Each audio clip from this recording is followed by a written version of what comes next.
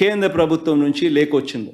కేంద్ర ప్రభుత్వం అంటే సెకి నుంచి లేఖ వచ్చింది. Solar energy corporation of India కేంద్ర ప్రభుత్వం నుంచి సెప్టెంబర్ 15వ తారీఖున ఈ లేఖ వాళ్ళు ఒక తీయటి కబురు మాదిరి లేఖ పంపించారు.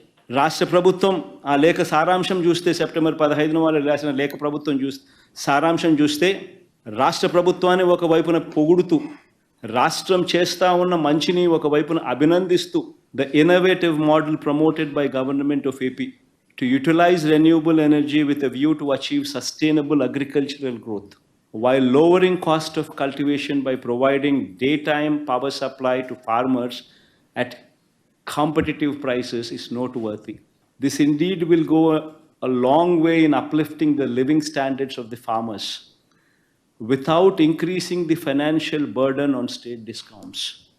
We have taken a note of the recent tenders floated by Government of AP for 6,400 megawatt of solar power with a green shoe option of 50%. As per the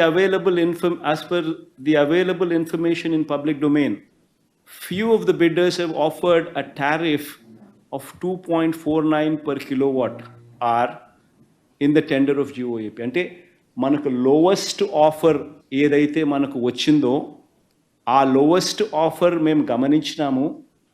me discovered lowest offer ఏదైతే మీకు వచ్చిందో అది మేము గమనించినాము. మీరు రైతుల పట్ల చూపుతా ఉన్న శ్రద్ధకు మేము అభినందిస్తూ ఉన్నాము. అట్ ది సేమ్ టైం ఒక సస్టైనబుల్ మోడల్ తీసుకొని వచ్చి డిస్కాముల మీద కూడా భారం తగ్గిస్తూ, మరోవైపున రైతులకు ఉచితంగా 9 గంటల పాటు కరెంట్ ఇచ్చే ఒక గొప్ప కార్యక్రమానికి ఫార్మర్స్ జీవితాలను అప్లిఫ్ట్ చేసే మీ ఉద్దేశం అభినందిస్తూ we wish to submit the following proposition for your acceptance అని సెకీ దగ్గర నుంచి లేఖ.